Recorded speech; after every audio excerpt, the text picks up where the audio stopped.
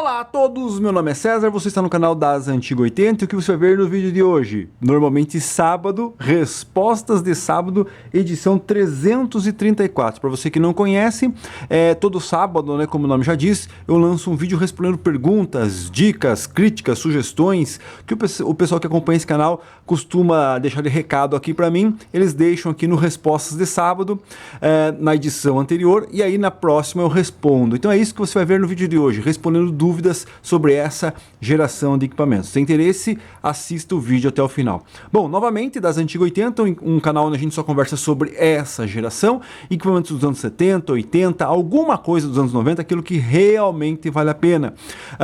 Opinião sincera, dicas, que mais? Comparativos, conhecendo, tudo sobre essa geração. Tem interesse? Inscreva-se no canal, ative o sininho, não esquece de dar o like para ajudar. Bom, plano de fundo, avisos. Primeiro, plano de fundo aqui vai ter uma coisa que o pessoal critica muito aqui no canal, né? Os famosos tape decks com plaquinha pendrive. Fazer o quê? Eu só aceito crítica, né? Só vou aceitar crítica desse tipo de equipamento para quem já pegou um equipamento desse daqui, todo podre, né? Principalmente o CD5500 com aqueles plásticos tudo quebrando, tudo trincando e teve que dar um jeito nele ou alguma coisa assim, certo? Para você que nunca consertou um tape deck desse, nunca pegou um tape deck totalmente detonado mesmo, não vou aceitar crítica com relação a transformar ele em plaquinha pendrive. Claro que existe aquele problema que tem muita gente que transforma esses equipamentos em plaquinha pendrive, sendo que o aparelho pode ser salvo. É diferente, um equipamento que pode ser salvo, que às vezes é só trocar uma correia, trocar um cabeçote, alguma coisa assim, do que um equipamento que não tem condições, tá? Mas por que acontece isso? Porque o pessoal está valorizando isso, às vezes paga mais caro nisso do que num tape deck funcionando. Além do tape deck funcionando, dá muito problema, manutenção e tudo mais.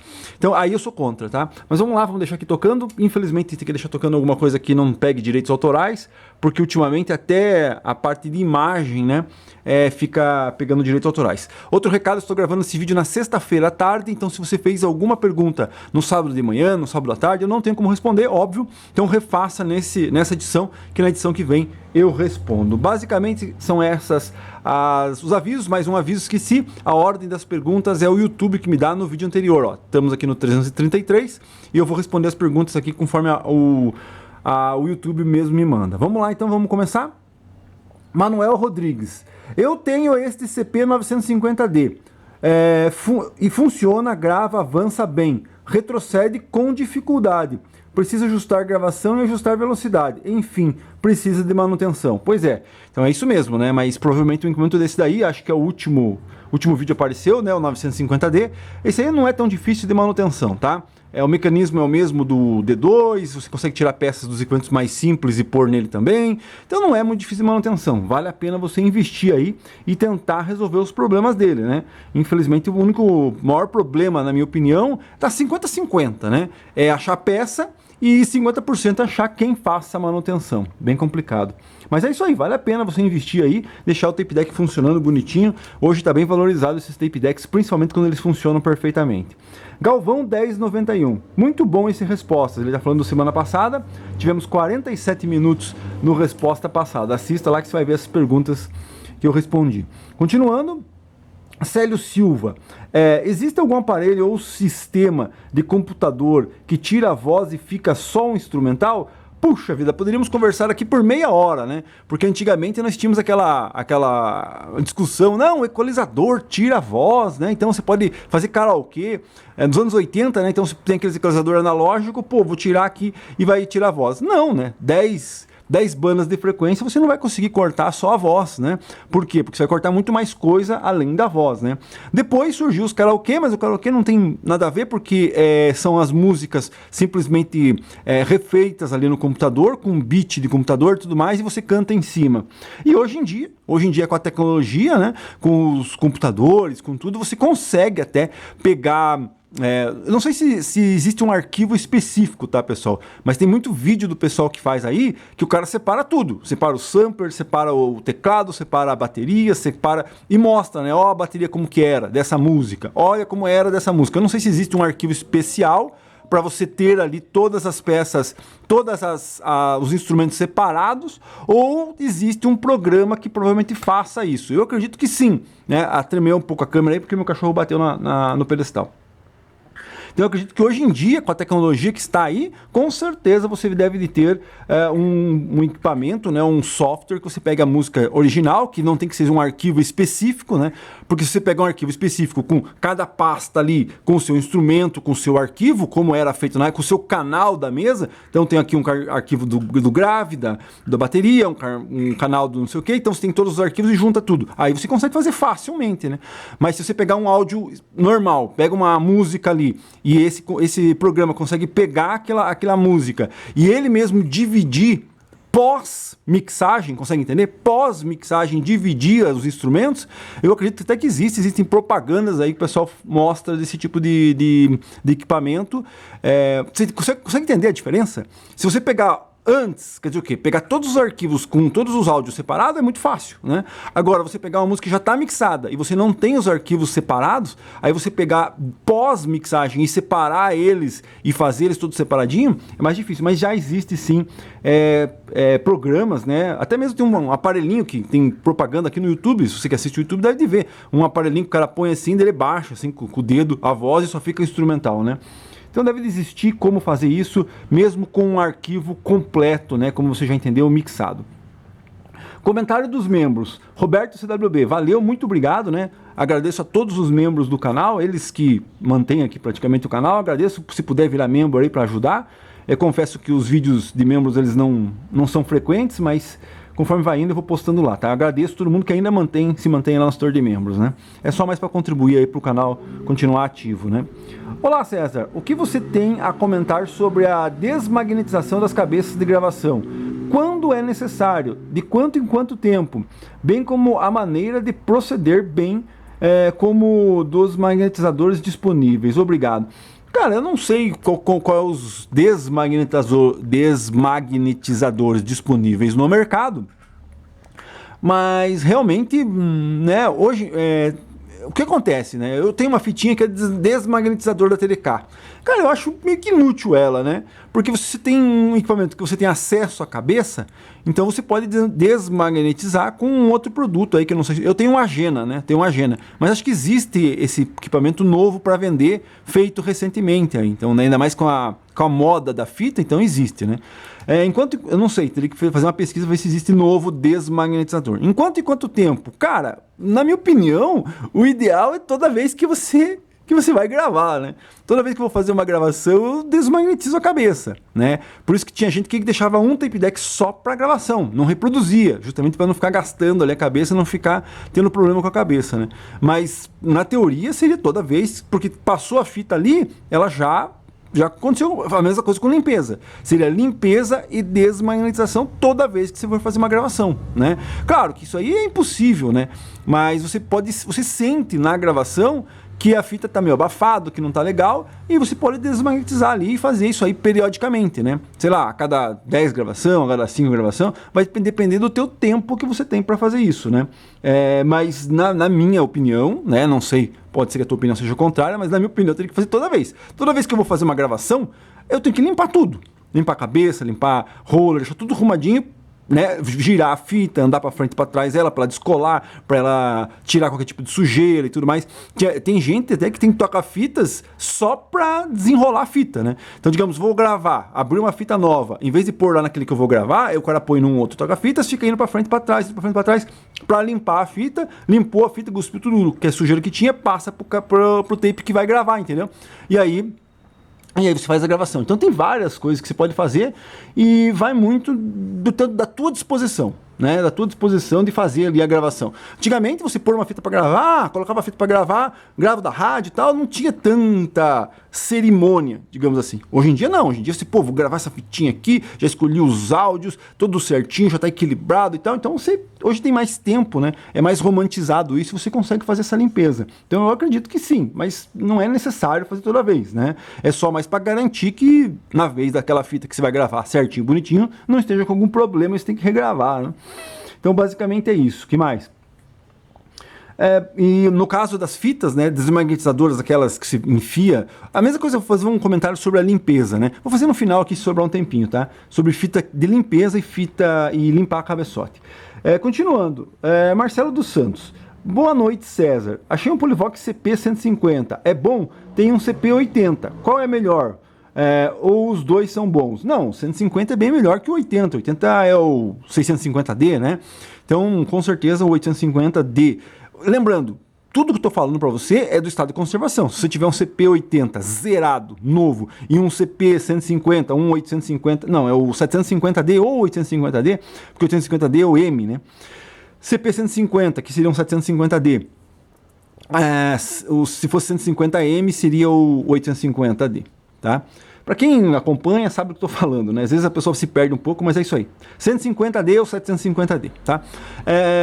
Então, o 150 é melhor, com certeza. Mas se eu tiver muito judiado, baleado, não adianta nada. Então, o estado de conservação primeiro. Mas claro que você pegar um 750D, ele é muito melhor que o 850, que o 650D. Tanto é que ele está abaixo aí do nível, né? Quem colocava essa nomenclatura era a Polivox, né? Porque quando ele era Alpage, né, Alpine, ele era outra nomenclatura.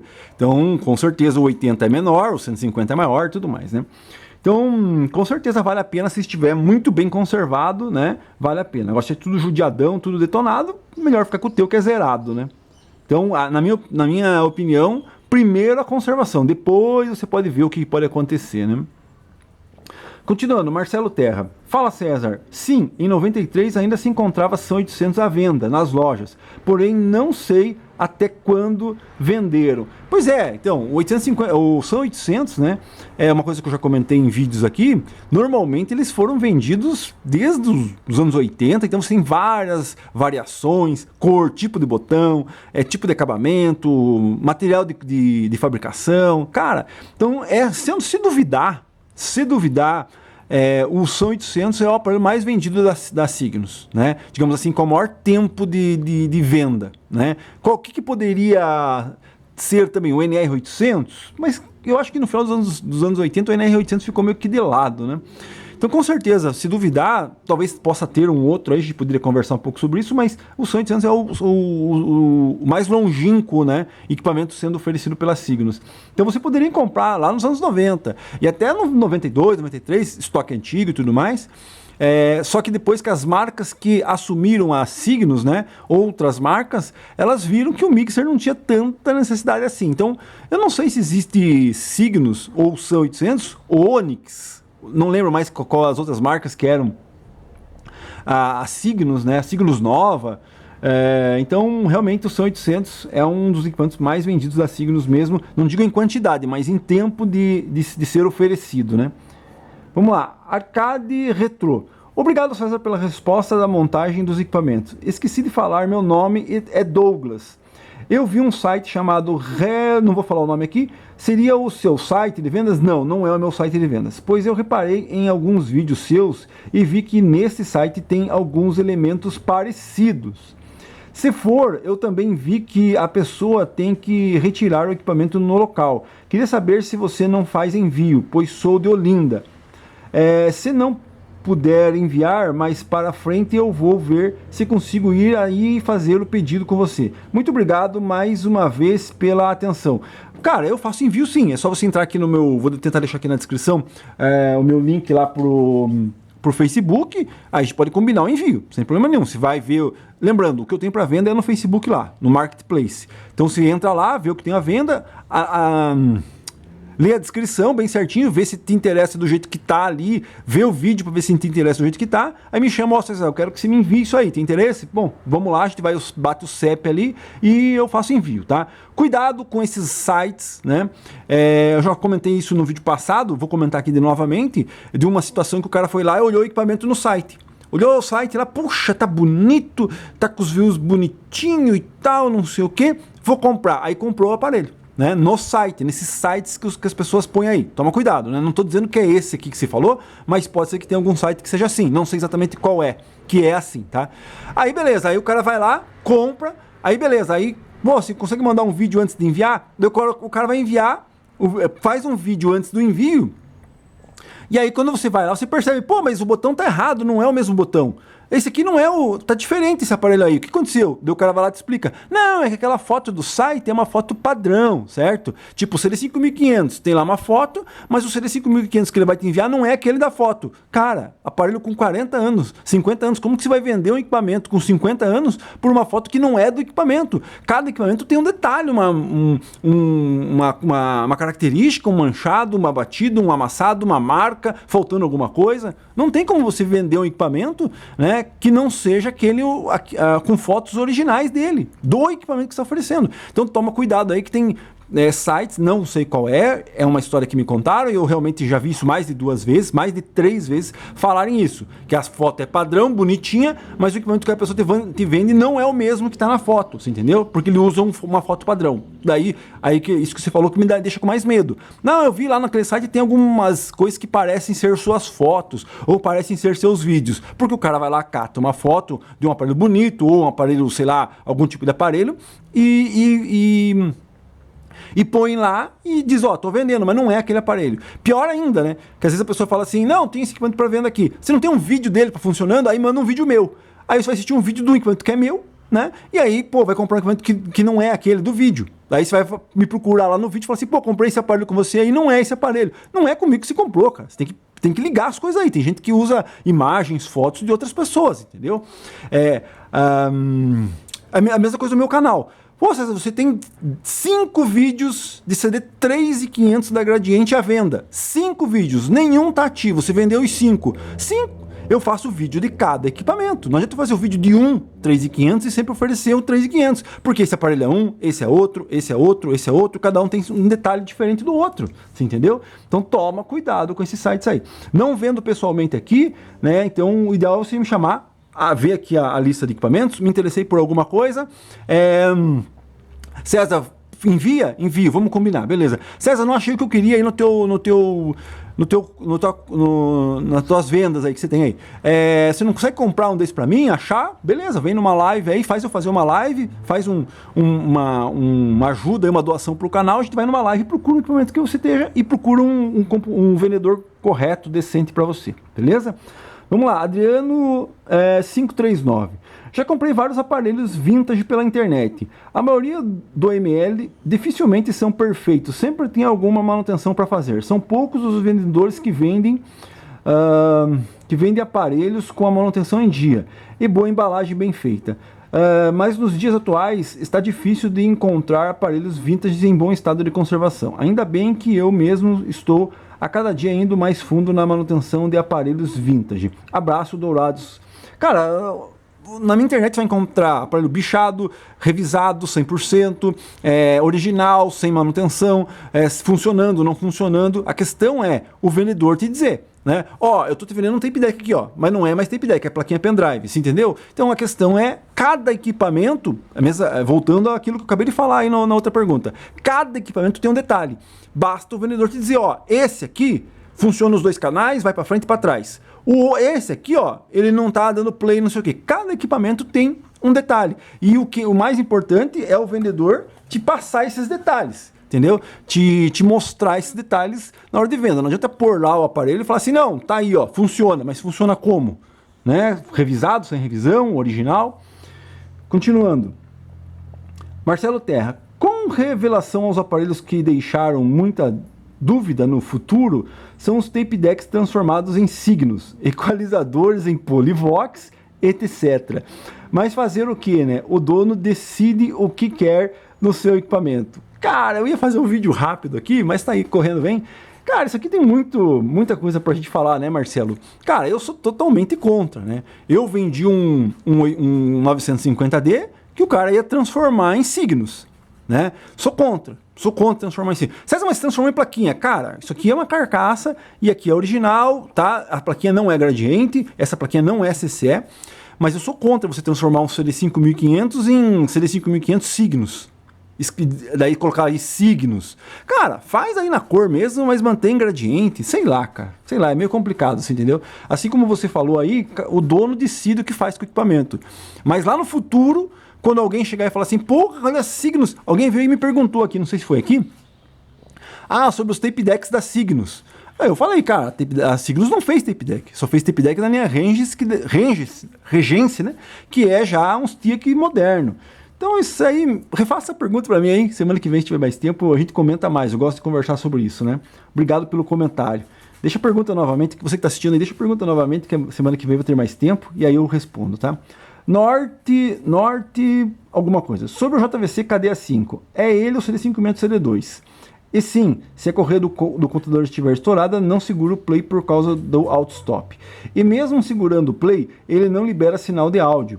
Isso pelo menos com esse. Acredito que o 5500 CD2 seja assim também, já que é o mesmo KDA5, com serigrafia gradiente. Foi só instalar a correia nova e o sinal voltou. Exatamente, né? É o CD2, CD5500, o Z, o CD5500, é tudo a mesma coisa. Então, e o KDA5 da JVC é a mesma coisa. Então, realmente isso, né? Esse equipamento ele tem sistema eletrônico, então só libera o áudio. Aqui, como que você está fazendo para liberar o áudio se não tem play, César? Simplesmente estou no standby, ó. Standby em REC. Se eu tirar de REC aqui e ligar o aparelho, ele não vai entrar áudio. Por quê? Porque a chave de gravação não vai estar acionada e não vai entrar áudio por ele aqui, você entendeu? Então esses equipamentos mais digitais, digamos assim, ele tem essas nuances aí, né? Continuando, Roberto CWB. Olá, César. Lembra daquelas equalizadores mono da Micrologic que comprei de você? O MZ1? Então, tenho observado que no vídeos de outros equalizadores da mesma marca, que os knobs estão sempre na horizontal e os do MZ1 estão dispostos na vertical. Observação, me refiro à posição, eu sei do que você está falando, né? Dos knobs. Seria mais confortável segurar os knobs na posição horizontal para movê-los para cima e para baixo? Não sei se consigo explicar direito. E os MZ1 estão dispostos na vertical. Houve algum especial motivo para isso? Sei que você teve problemas com uns 3 knobs em que a régua havia perdido a ponta, pois não porção de plástico. E você refez os pinos metálicos. Mas não lembro de você ter comentado algo a respeito da posição dos knobs. Se comentou na época, me desculpe, não lembro mais. Poderia esclarecer isso para mim? Muito obrigado. Cara, isso vai depender muito do equipamento, né? Se você for ver na foto, acho que do próprio catálogo, os knobs eles estão invertidos, né? Em vez de estar assim, ele está assim, ó, né? Assim. Em vez de ele estar assim, ele está assim, colocado lá. Eu realmente não lembro se dá para mudar no teu aí. Eu não mudaria. Porque o MZ1 tem 10 bandas, 10, né? Acho que 22, no 1 e 20. Se ficar tirando todos eles, aqueles plásticos já ressecados e ficar mudando, eu realmente não lembro. Porque o botão que você põe ele assim e que você põe ele assim, ele tem que estar em X, ó. Tá vendo que isso aqui só tá na horizontal, ó? Tá vendo? Ele tem que estar assim só. Esses botões que você vê que o cara inverte assim e põe lá, a régua tá sempre assim. Tá sempre igual. O que acontece? Os botões ele tem que estar em X. E eu realmente não lembro se esse MZ1 ele tem os botões. Eu acho que só no ME22 dá pra fazer isso, tá? Então você entendeu? Então se eu tirar um botão aqui, deixa eu ver, ó. Então ele só tá na horizontal, ele tem que estar em X. Tem que tirar um aí e ver se ele tá em X. Se ele tiver em X, você pode modificar. Se ele não tiver em X, aqui ó, X, gradiente. Você vê, né? Aqui ó, nos gradientes você vê o pessoal fazendo isso aqui, ó. Em vez de pôr assim, põe assim, ó. Certo? Ó, põe de lado, né? Ó. Tá vendo? Mas isso aí vai depender da montagem. Tem algumas versões desses equipamentos, eu acho que no ME22 dá para fazer, que você consegue inverter os botões. Mas eu acho que no MZ1 não. Apesar que no MZ1, se eu não me engano, no catálogo ele está invertido, né? Então vai depender do acabamento, do botão, do teu botão. Se o teu botão, se você tirar um lá e ele tiver só uma reguinha, não vai dar, certo? Para você inverter, certo? Se você tirar o botão e ele tiver em X, aí você consegue fazer. Mas eu não faria, porque esses plásticos desses equipamentos, eles já estão... Quer dizer o quê? Resumindo, faz por tua conta e risco, tá? Porque pode ser que se na hora de puxar um ali, você quebre uma pontinha e aí você vai ficar com aquele botão meio frouxo, né? Não sei se vale a pena, sabe? Sinceramente, não sei. E eu, particularmente, prefiro o botão assim, né? Porque ele tá muito mais ergométrico para você pegar ele aqui, ó, né? Assim, ó, você pega ele aqui e você faz isso aqui. Agora, assim, poderia ser até mais legal, ou então, para você fazer isso aqui, mas fazer isso aqui com o botão do lado, teu dedo não vai entrar. Então, não sei, cara. Não sei. Tem que tentar aí. Vai por tua conta e risco, faz. Mas se quebrar uma ponta dessa aí, complica, né? E a gente pode conversar mais aí no próximo vídeo. Tenta dar um outro argumento aqui nesse vídeo que semana que vem, se eu tiver mais tempo, a gente faz um vídeo maior, né? E a gente pode conversar um pouco mais sobre isso, tá? Eu posso pegar o catálogo lá e ver realmente se ele está na posição certa ou se não. Mas sim, já vi muitos equipamentos invertido esse botão e o pessoal usa invertido. Mas, repetindo, vai depender da série, né?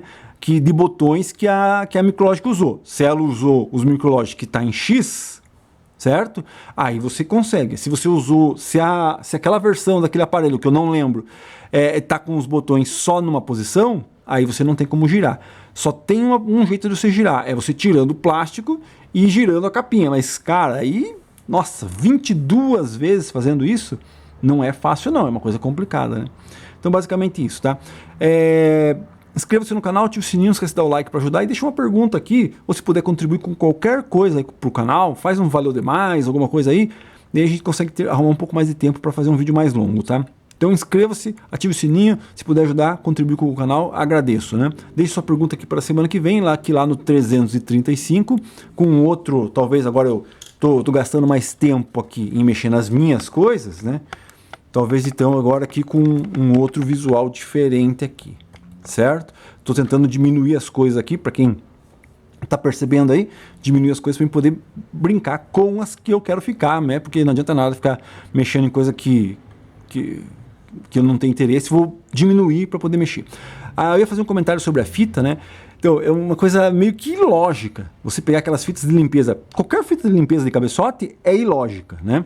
Mas aquelas fitas de cabeçote, elas foram feitas para quê? Para você fazer limpeza em toca-fitas de carro. Então você enfia lá no carro, ele limpa, você tira, beleza. Cara, em um tape deck que você tem acesso, tá? Você tem acesso aqui à cabeça, que é só tirar a tampinha e fazer limpeza, cara, você botar aquelas fitas de limpeza, por mais que você pegue na época, na própria época, você pegar aquelas fitas de limpeza por aqui e ficar girando, cara, é loucura. Muito mais fácil você tirar aqui, fazer uma limpeza com algodão, né? E agora, pior ainda hoje, você pega aquelas fitas de limpeza com 30, com 40, com 50 anos, que já está tudo esfarelando lá dentro, pôr num deck, apertar o play, aquele troço gospe tudo aquela melecarada, daquelas coisas que já deteriorou lá dentro e joga gospe tudo no teu cabeçote. Cara, aquelas fitas de limpeza, fita mesmo, foi feita para os toca-fitas de carros, porque você não tinha acesso às cabeças do tape de carro. Esse tape daqui, limpa com algodão.